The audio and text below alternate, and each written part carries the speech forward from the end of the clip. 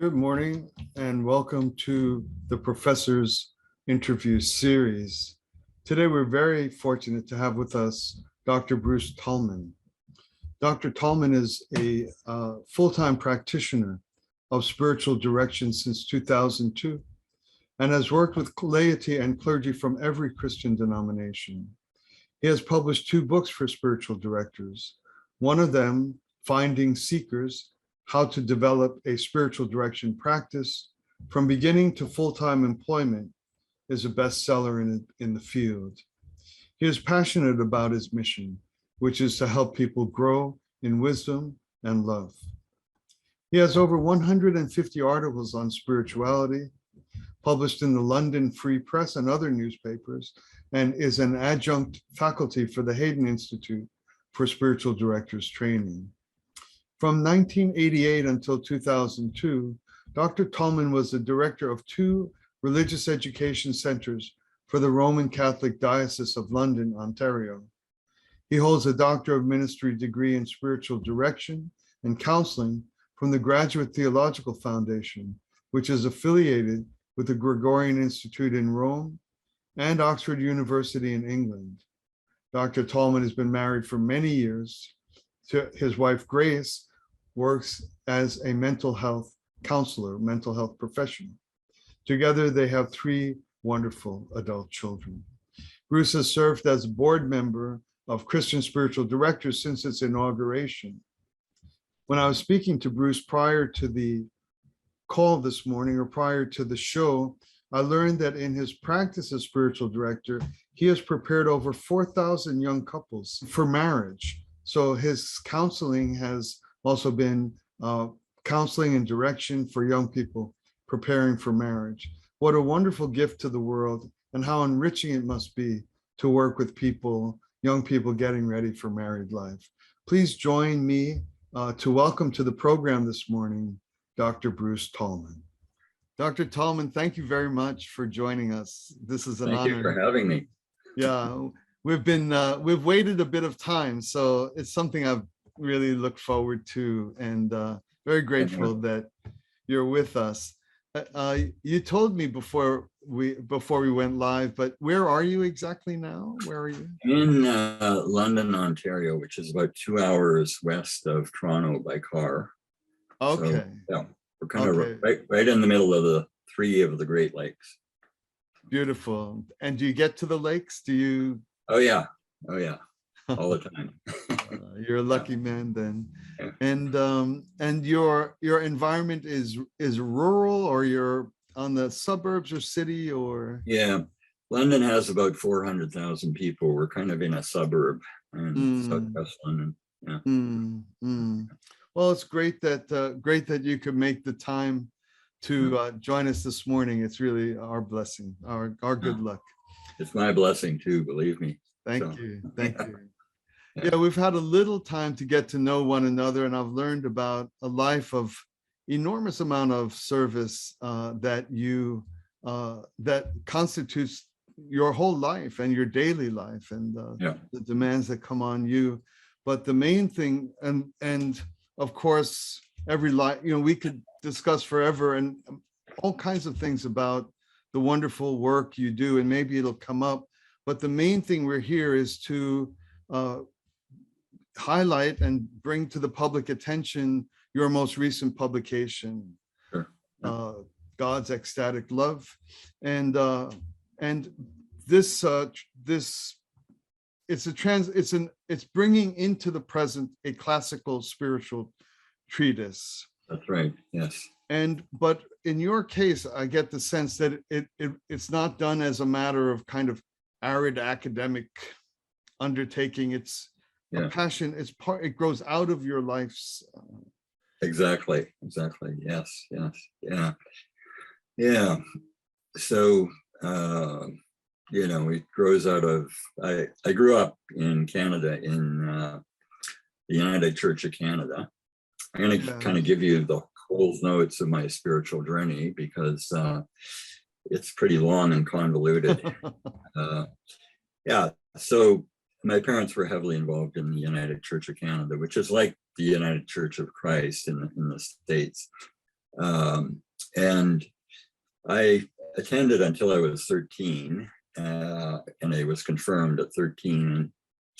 And then, as one United Church minister said, confirmation is kind of like graduation from the church. So I stopped going, and I was kind of just, I guess I still believed in God. Anyway, a significant event happened when I was about 17, and that is that I had a personal interview with Billy Graham, Reverend Billy Graham, a one-to-one meeting with him. And at the end of the meeting, this is just before one of his crusades, and he wouldn't even use the term crusade anymore. Wouldn't be politically correct. But anyway, at the end of the meeting, we both stood up and he shook my hand. He looked me in the eye and he said, "Bruce, we're expecting great things from you." I mean, he probably says that to every young man he meets, but this scared the daylights out of me. And I don't know if you know the story of Jonah in the Bible, where Jonah tries to run away from God. So I tried to run away from God. I had started university, and I was in a sociology of religion class, and I did an essay exposing how Billy Graham crusades emotionally manipulate people. And so, yeah, and then I was in an anthropology class, and we're studying the theory of evolution, and so I kind of fancied myself to be an atheist for a while. And yeah, that went on for quite a while. When I graduated, I had two friends who received a grant from the Canadian government to do a study of Aztec, Inca, and Mayan ruins. And so they were given this grant to do the film work of these ancient religious sites.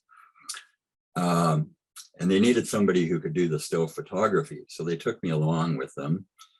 And I should say that before this, I was working at a jail and as a counselor, and there was a lot of drugs floating around, and me and my roommate decided to try out some of these drugs. I mean, nothing really heavy.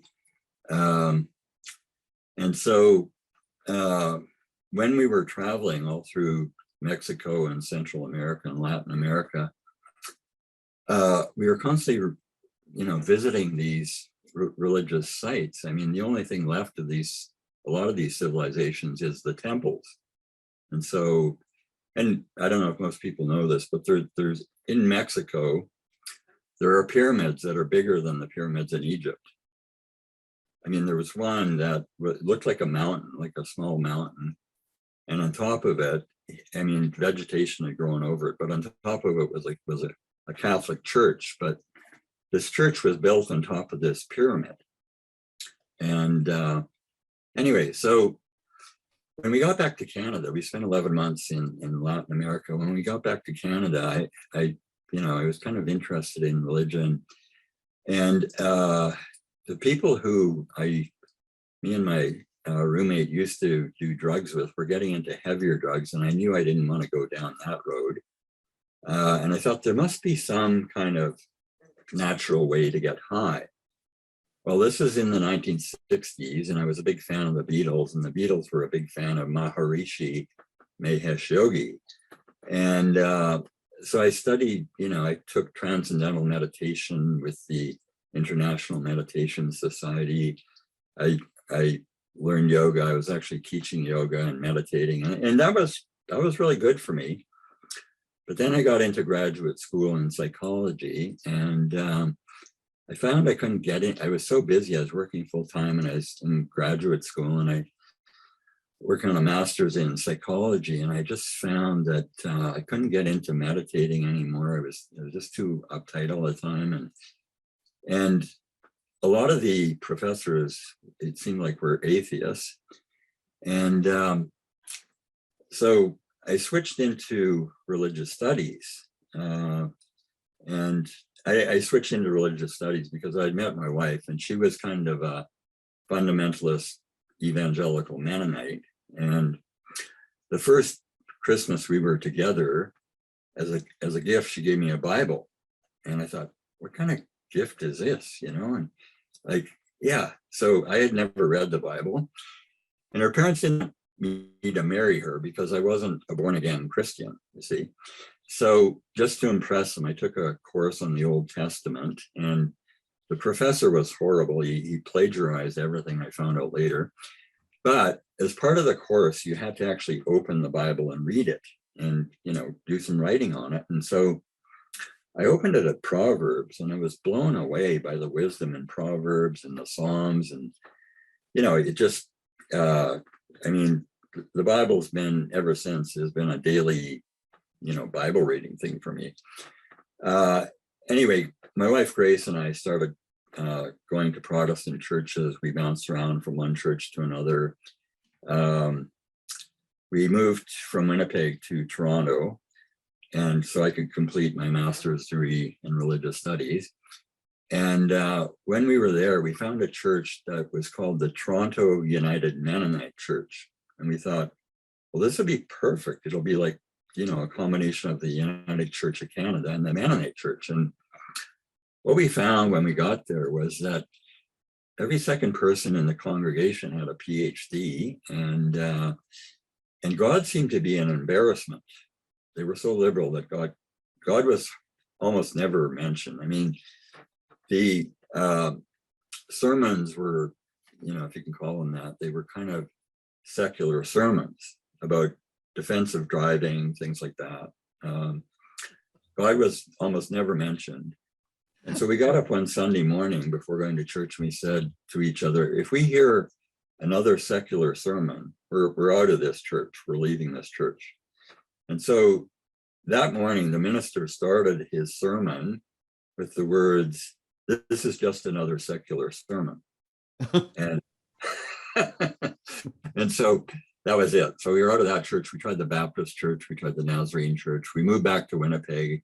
We were bouncing around from one church to another.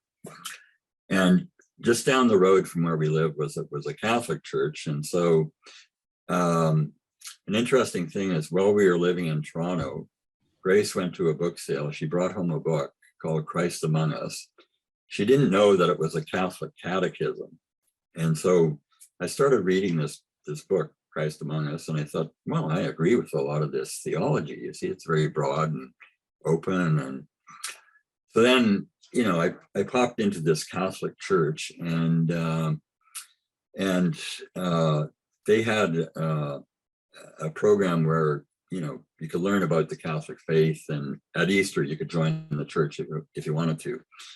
So I thought, well, I'll take this course. And it turned out that this course was using the same book, Christ Among Us, this catechism.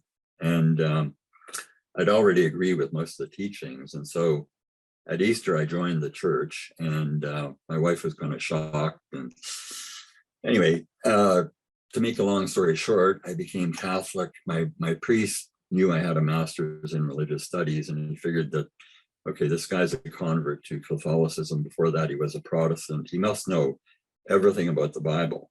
Well, actually, in my religious studies master's degree, the only course I took on the Bible was this Old Testament course. And, I really didn't know much about the Bible, but fortunately, the Diocese of London had started their own Bible study course called the Journey Bible Study, which became a worldwide course, actually. I think 50,000 people around the world took this course. And so my priest put me in charge of this Journey Bible Study program, and he kept adding more and more stuff. And I was already working full time in social services, and it was like I had this almost full-time volunteer job with the church, and I started fantasizing about, wouldn't it be nice if I had one paid job somewhere, working for a diocese? And so I saw this ad for, they were looking for a director of the Christian Renewal Center in the Diocese of London, Ontario, not London, England. And so I applied, and they hired me. And so I did adult religious education for 14 years for the diocese. In 1999, I started sensing a calling to be a spiritual director or spiritual counselor.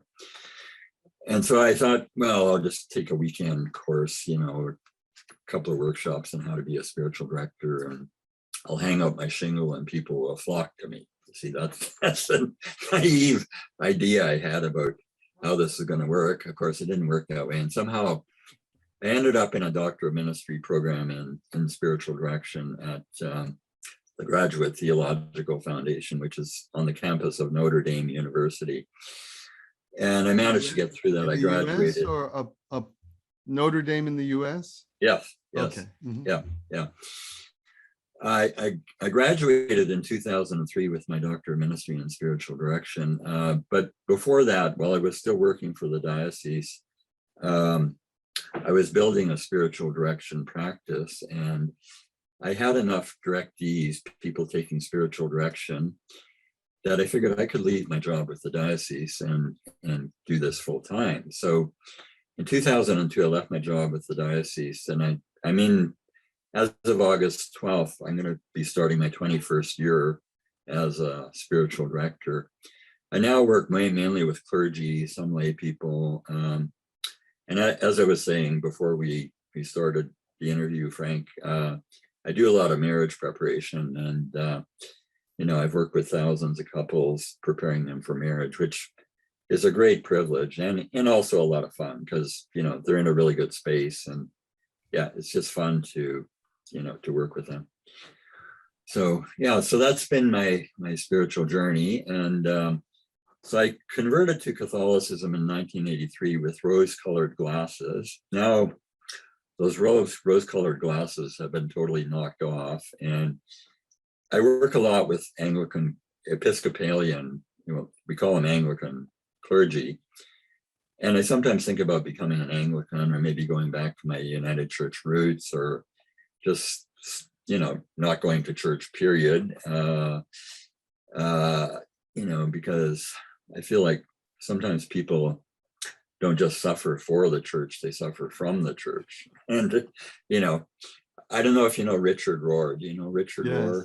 Yeah. So I no longer consider myself a Roman Catholic. I consider myself a Rohrman Catholic.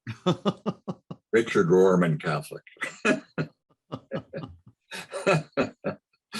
Anyway, so I've been his disciple for like 30 years, and he's what keeps me in the Catholic Church, in spite of, I'm not in favor of not ordaining women as priests and bishops. I think we should be ordaining women as priests and bishops. There's been the clergy sex scandals. There's been in Canada, recently in the past year, there's been the discovery of all these graves at residential schools. Yeah. And, that was kind of like almost the straw that broke the camel's back. Yeah. So I consider myself, kind of a fringe Roman Catholic. I've always been interested in Buddhism, and, I started off, after the trip through all these Latin American temples and, religious sites, interested in Hinduism with Maharishi, and, but I'm interested in Buddhism. I do Tai Chi every day. And so, anyway, that's kind of my spiritual journey. Fantastic. It's fantastic. I'll call you Bruce. That's fine. Yeah. Yes. Yeah, definitely. Thank you. Yeah, it's fantastic. It's most fascinating. And I guess it has to be said, every biography, I'm sure, must be genuinely fascinating. But this one, yours, is remarkable to listen to. And just as I listened, I wondered, what allowed you to have a personal interview with Billy Graham? Why was that happen? Yeah, that's a very good question. My dad was working for this businessman who was running this fairly large insurance company. And my dad's boss was a devout Baptist. He was responsible for organizing Billy Graham to come to Winnipeg and give a crusade, you see. And I happened to be reading a book about Billy Graham, at the time. And my dad said, well, would you like to meet him? And so I said, sure, that'd be amazing. So my dad arranged it through his boss. That's Beautiful, beautiful. yeah. So you were in your late teens, you were late high school or something like that at the Yeah, time? 17. Yeah. And but oddly enough, or believe it or not, I went to school with his son Franklin. I went Oh, to really? high school with him. Yeah. And Okay. also I attended a number of the school I went to was a classical evangelical Christian boys boarding school. Okay. And it was preeminent. It was the preeminent Christian boys boarding school. So where Billy would send his son. So I went to a number of the crusades and stuff like that. And I think he more or less stands up. His biography holds. Yeah. And God bless him for that. It's no easy. Yeah. It's kind of if you're religious, you'd say the devil is trying to get you every moment or something like that. He made it through. And then you said later on you wrote was it an essay or a term paper or something of Billy Graham's his kind of manipulative schemes and tactics.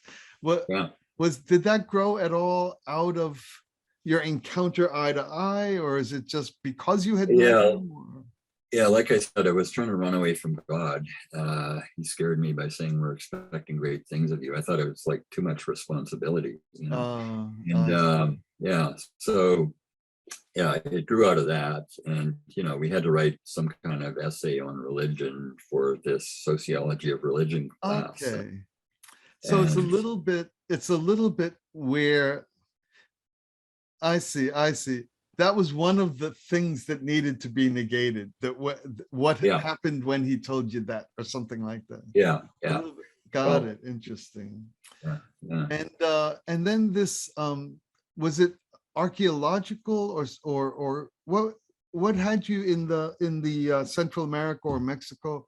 Was it employment, or I missed that part of it? We weren't employed, but we were given a grant by the federal government to do, and I'm not sure why I think it was with some branch of the government, some cultural branch, to do a study of Aztec and Mayan and Inca ruins. And so we were traveling for 11 months. Every day we're going to these ruins, and these ruins were religious ruins. I mean, religion was the center of these cultures for hundreds of years. And that really dawned on me. Like I remember when we first got to Mexico City and I climbed Teotihuacan. I don't know if you know Teotihuacan, but it's this massive pyramid just outside of Mexico City. And I got up in the top of the pyramid. It was early in the morning.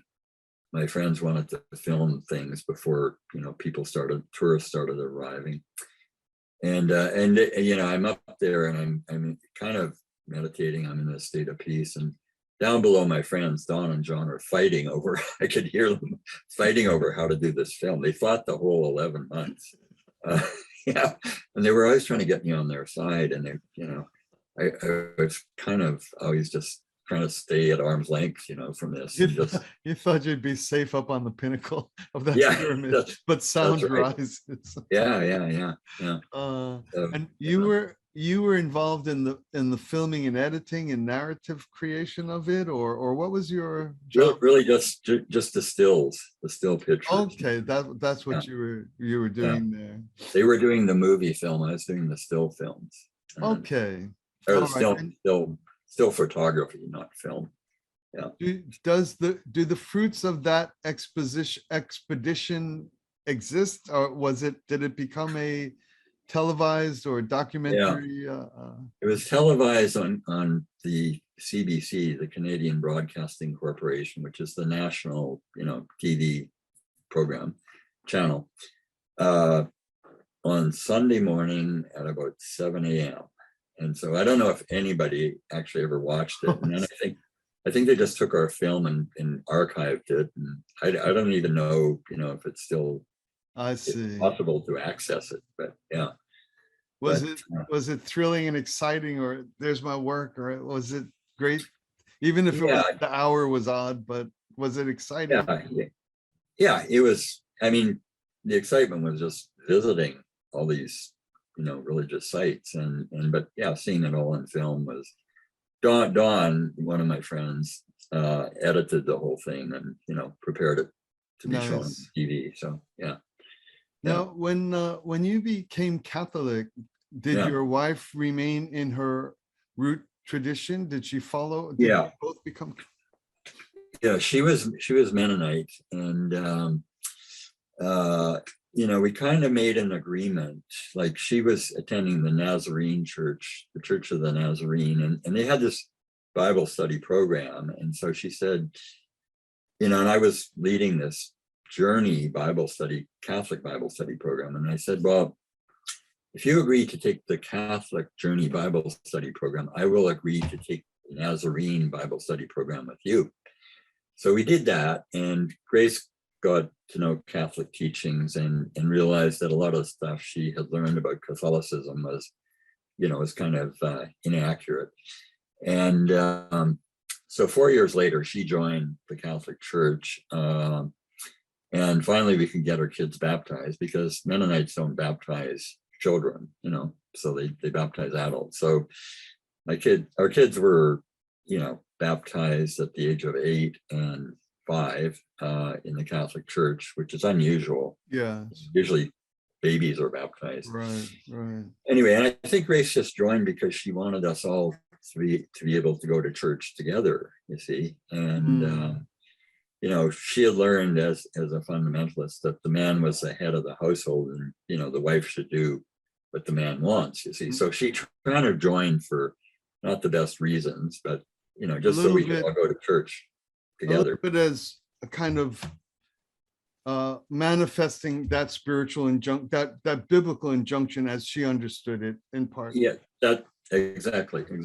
Yeah. So then, we all went to church together until Cardinal Ratzinger became Pope, and that was sort of the final straw for Grace. And she left the Catholic Church when Ratzinger became Pope Benedict, and she has never gone back. And so I still go to the Catholic Church weekly, but when I joined, there were all kinds of sort of things pointing in that direction, that I should join this church. Whereas she just joined so we could all go to church together. But, because of the sex scandals and everything else, she became more and more disgusted with the Yeah. Catholic Church. And so she then tried the Presbyterian Church, and then tried the Unity Church. And now she pretty much doesn't go at all, but she's a very, very spiritual person. I mean, very deep, very compassionate. She's, on top of being a crisis mental health counselor, she's a grief counselor. She was, back when she was in the Catholic Church, she was a Catholic chaplain for a while at a veterans hospital here in London.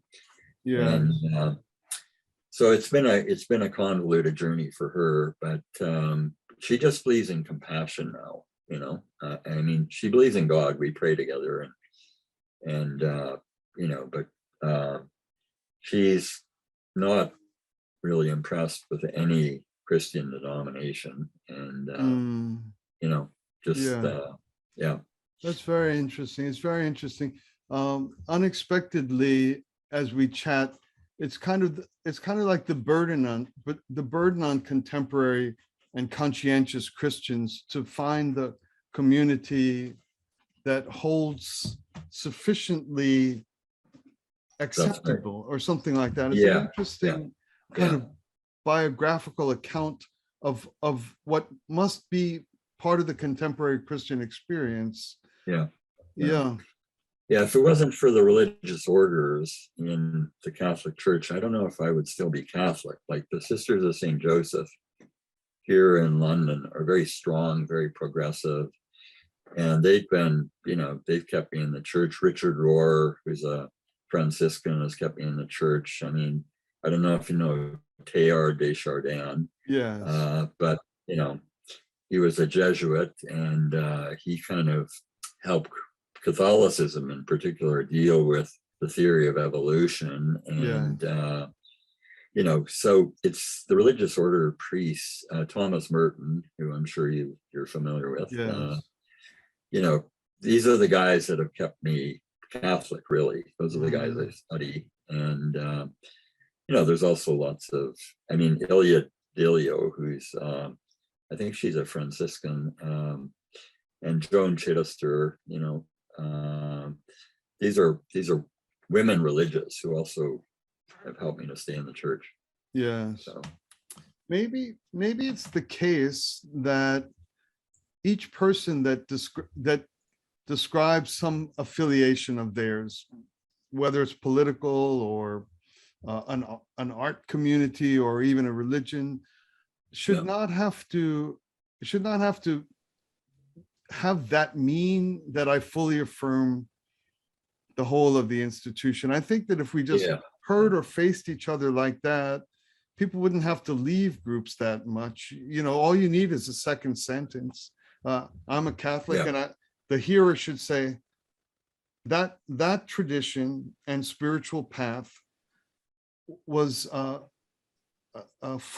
helped that person find a place to do what he needed to do to become a good human being. That's what that sentence means. And then the next thing should just be curiosity. What about it? What about the institution still sounds good or still affirms? And I've heard this. I wish we were more conversational rather than a simple utterance, meaning I represent and defend everything you may have ever heard or felt about this group or that. And especially politically these days, that's a curse on us, that we're not allowed a second sentence. Everyone just paints you whole with a single identifier. It's interesting because when we call ourselves something, it means that a lot of our lives had a place, had some words of guiding us through the uncertainty of trying to get through life properly. That's what it should say or mean. And there should you should always have some gratitude for its help along the way. And that's why in ideal situations, it would be harder to leave long-standing traditions or birth traditions or something like that. Culture has a tremendous effect on people, and also, I'm interested in Islam, and I'm sure if you grew up in an Islamic culture, you're probably going to end up being a Muslim, because culture just has it shapes, and there's many different sort of varieties of Islam. I particularly like Sufism, because the Sufis are kind of the ecstatic lovers of God, and that's why I'm attracted to Sufism. I like, Rumi and so on, because they're ecstatic lovers of God.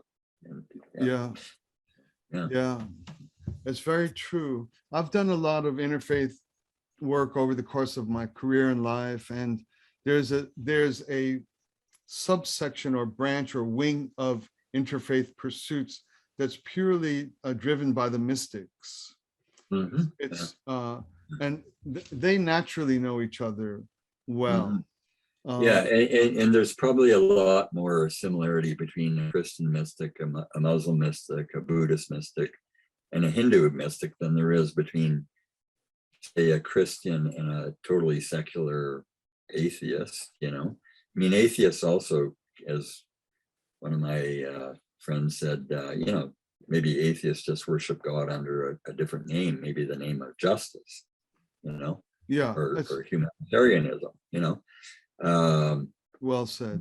I believe that also. As Richard Rohr said, he wrote a book, The Universal Christ, and I believe the universal Christ is everywhere, and you can find the universal Christ in every other major religion, or in people who have no religion at all.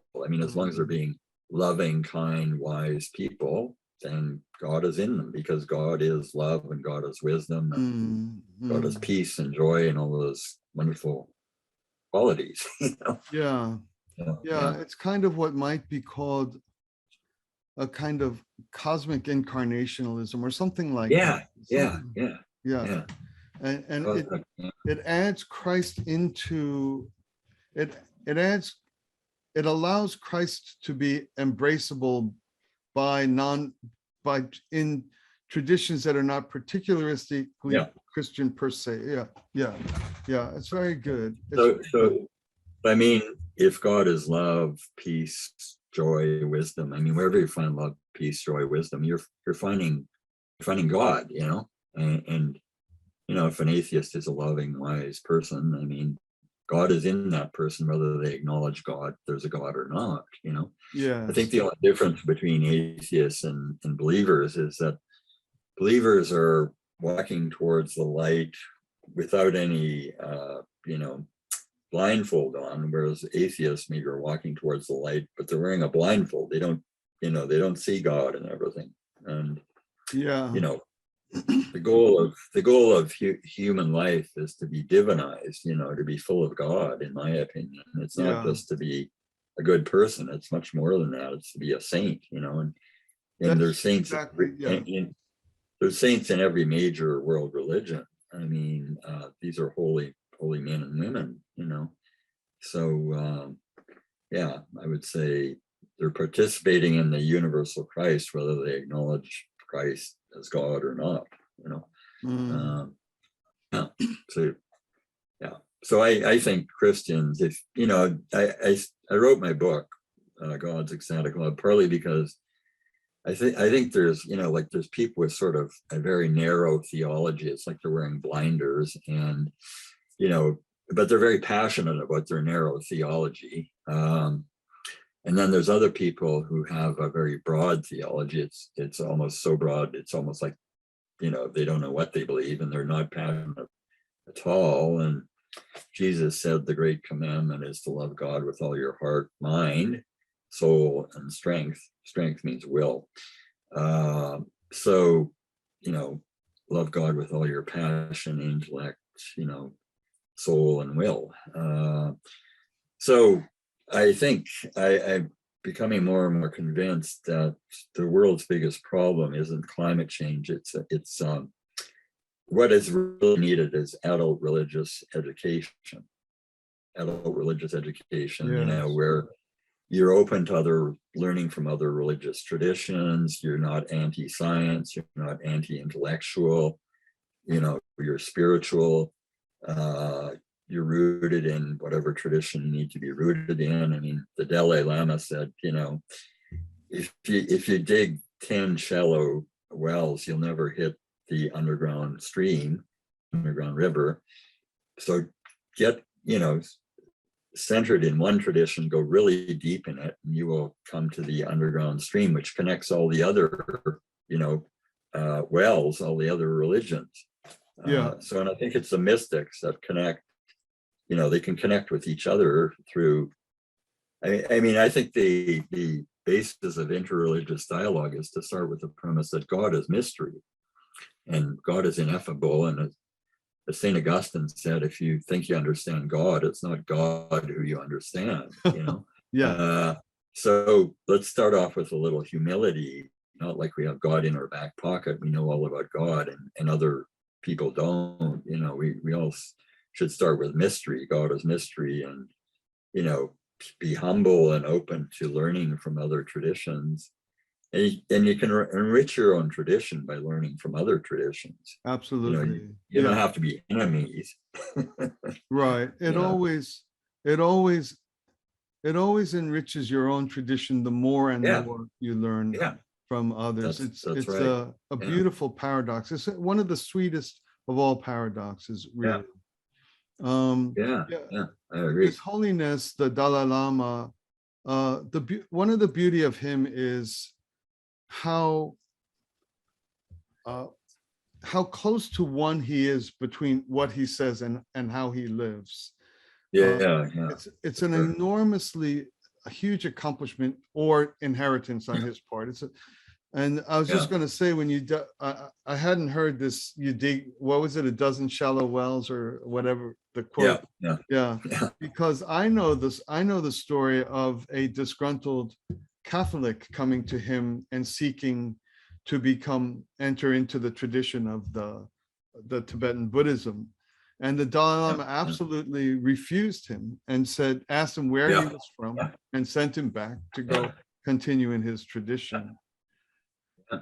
Yeah. And, Yeah. like insufficient or shallow religious leaders would excitedly score the big plum, we got this guy, and he came to Yeah. the true faith, but Dalai Lama Yeah. just sent him right back home, which is so faithful to these kind of aphorisms like you just described about the Yeah. shallow wells. He didn't want to harm the chances of that particular fellow, even though Yeah. he knew his own traditions are perfect for bringing people to their heights if they're practiced right. It's Yeah. Yeah.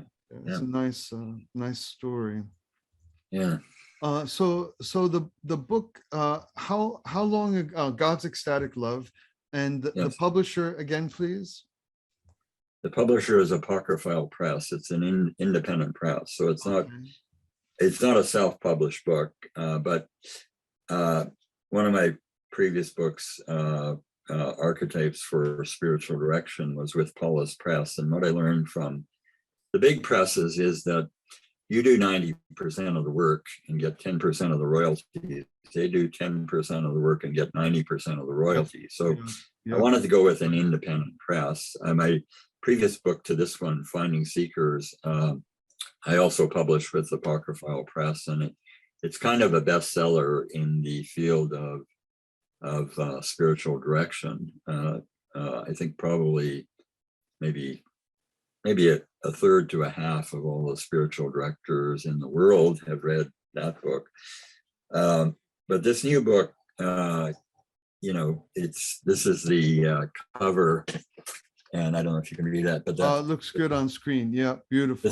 the subtitle is Transform Your Life with a Spiritual Masterpiece. Now, the spiritual masterpiece is not my book. I think I wrote a good book, but the spiritual masterpiece is St. Francis de Sales' treatise on the love of God. And so I'm doing a 21st century commentary on it because it was published in 1616. In 2016, I happened to, pick it up and start reading it. And I thought, wow, somebody should do like a 21st century update on this book, because there's been a lot that's happened. So exactly 400 years after it was published, I picked it up and I thought, well, in the past 400 years, there's been a lot of changes, like, modern science and,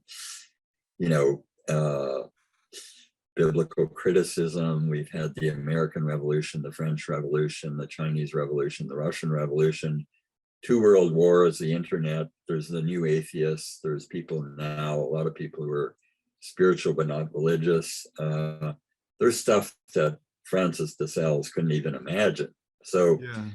I thought this book needed an intellectual updating, but it's also a devotional book. And so it's meant to appeal, to people's hearts and their minds. And pretty much everybody who reads it says that,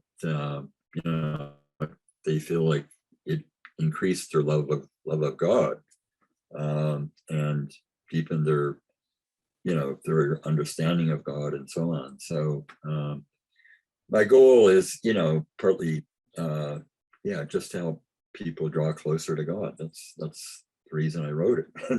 Yeah, very good.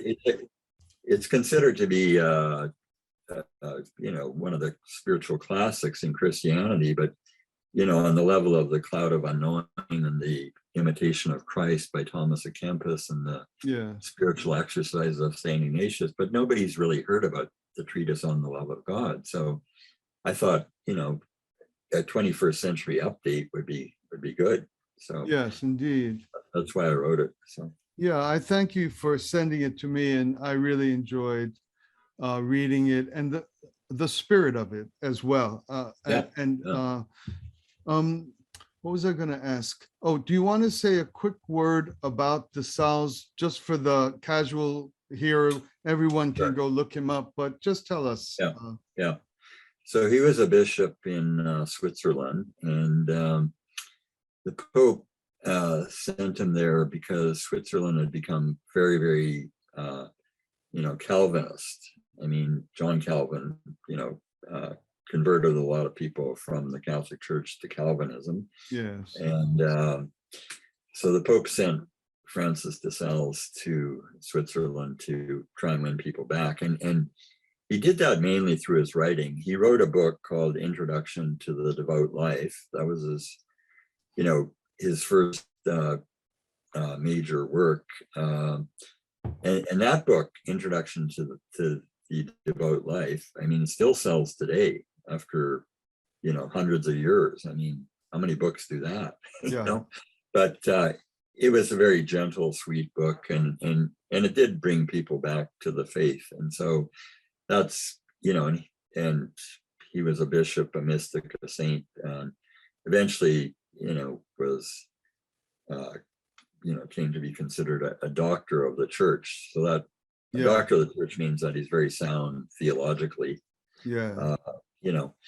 Who, and Bruce, who was his Pope, and where was he immediately prior to being sent to Geneva in response to a crisis situation?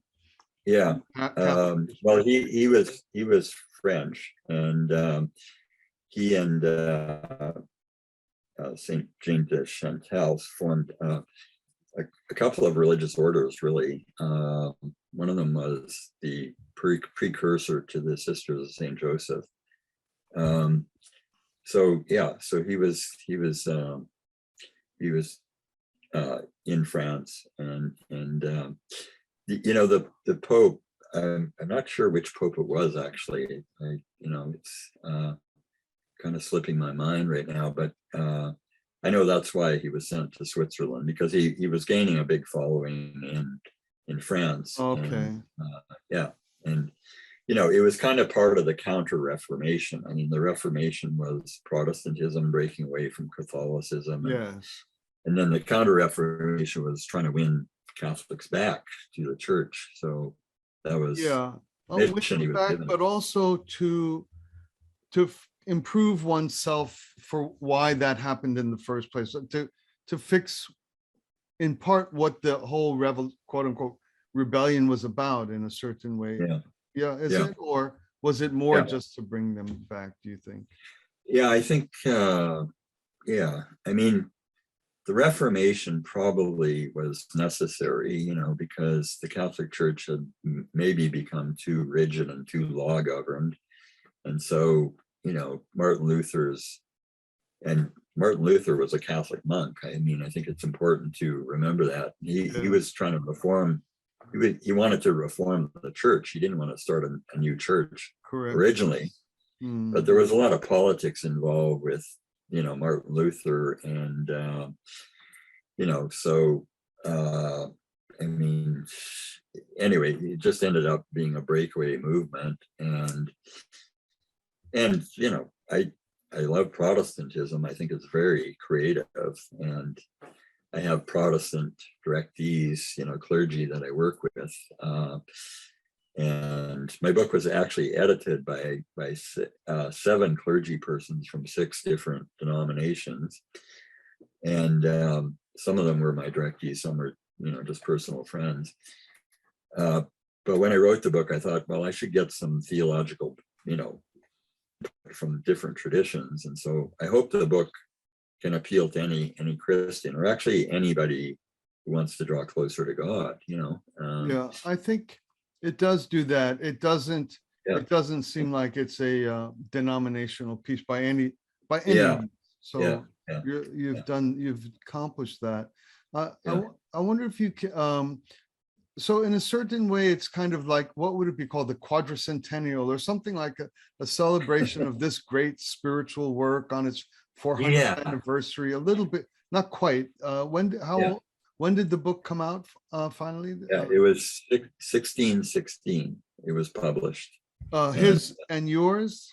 Yeah, it was two Well, I started working on it in 2016. My book was published in 2021. Okay, It good. took 5 years because my editors, these 7 clergy persons, kept giving me feedback, and I kept having to revamp the book and revamp the book. I think I revamped it about somewhere between 7 and 9 times, you know. It just, yeah. You asked for it, right? Yeah, right. Be careful what you ask for. Right. Yeah, Right. yeah. Yeah. So, but yeah, I think it is very ecumenical, and yeah, it, you know, I've had people say anybody on the right or the left could read this book and find value in it, you know, and So it's yeah, and I followed the same format as Francis de Sales' treatise. His treatise is actually 12 mini books, and they're actually chapters, but you know, he calls them book 1, book 2, up to book 12. So I followed the same format, and you know, more or less the same chapter titles, and you know, so it's and 20% of the book is quotes from the original treatise, but I used a translation that was before 1923. Anything before 1923 is in the public domain, and you can quote as much as you want, and there's no copyright issues with that. After 1923, things, you know, you run into copyright issues. So 20% of my book is quotes from the original treatise, and it's packed full of scripture quotes and my own reflections, you know, based on all these different people I've studied. I mean, Richard Rohr comes into it a lot. Yeah, the universal Christ and so on. But yeah, it's been a real labor of love. It's been, you know, a challenge. yeah, that's Yeah. both congratulations and thank you for that. You know, you really endeavored to do something for many people in creating this book, and bore the weight of the demands and the pressure to do it. So people should be grateful to you, and also should get it and read it, because it isn't just merely a book on religion or on a past religious figure. It's guidance for living day to day in our time now, and for both small and big issues as well, which you bring into the book. The challenge, I try and political challenges of the day, and I didn't want it to be so heavenly bound that it was no earthly good, you know. So I include a lot about social justice in there. I mean, the great commandments are to love God with all your heart, mind, soul, and strength. And then Christ said the second commandment is like the first, and that is love your neighbors as yourself. Well, you can't love your neighbors as yourself if you're not interested in social justice, you know. I mean, social justice, as the great Protestant theologian Reinhold Niebuhr said, social justice is the proper distribution of love throughout society, you know. So yeah, so the book has a lot in it about social justice and loving your neighbor as well as loving God. And I hope it helps with church renewal, because you know, I don't know how it is in the States, but in Canada, a lot of churches are losing members, and particularly after the pandemic, a lot of people have just decided, oh, you know, I didn't go to church during the pandemic. I don't need to go to church anymore. I survived. And I think if we lose, you know, churches, I mean, it's going to be like a great, what's the word, hollow point in our society, you know. I mean, the culture has a Christian background, and you know, if we lose that, I don't know what we're going to replace it with. I agree with you. I think life will become more brutish. And also the citizens will become more vulnerable without the churches. I think these are two real dangers, and I'm really grateful that you've kind of sought to awaken a core point, the core of it all, which is the love of God. Yeah, that is the core. I mean, you know, as somebody said, the great commandments, Jesus said the great commandments are pretty much the essence of the faith. I mean, the law and the prophets hang upon these great commandments of loving God and loving others. I mean, everything else is commentary by comparison. Yeah, that's right. Yeah, that's yeah, right. Yeah. So this is what I think is, 21st century commentary on the greatest work of one of the greatest saints, Francis de Sales, on the greatest topic, how to love God. That's what it's about. So, the core of Christianity, which is the historical background to our whole culture, is, loving God. I mean, Christ said that, that the law and the prophets hang upon these great commandments of loving God and loving others as you love yourself, and everything else, in my opinion, is commentary, everything else. Right. So we got to go back to the basics here. And, part of the reason I wrote the book is that because I don't think I know too many people who are loving God with all their heart, mind, soul, and strength. I mean, I know very few people who I think would be classified as modern day saints, I think we need to discover the mystical tradition of, Christianity, which, like I said before, can relate to the mystical tradition of any other tradition. If we start off with the premise that God is ineffable and God is the great mystery, and, let's be humble here and realize we don't know everything about God. Maybe these other people know a lot about God too. Yeah. Oh, yes, that's right. That's very right. Yeah. When we have a couple of minutes, when you mentioned mystery, I was thinking that mystery, you can know a lot about anything and preserve mystery. Yeah. So the statement God is a mystery shouldn't function as, don't ask me, just believe. It's not fideism.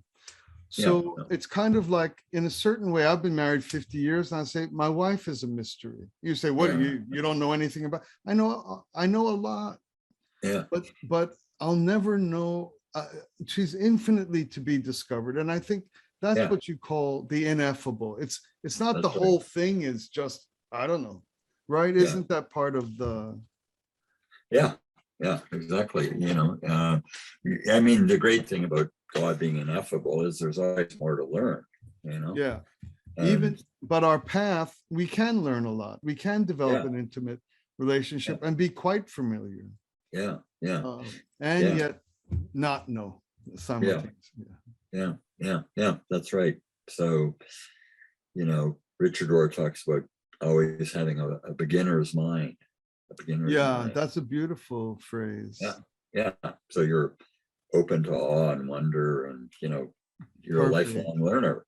Yeah. I guess you might draw that from the as a child, from Jesus, unless we be like children, the beginner's mind. Yeah. So again, I think this is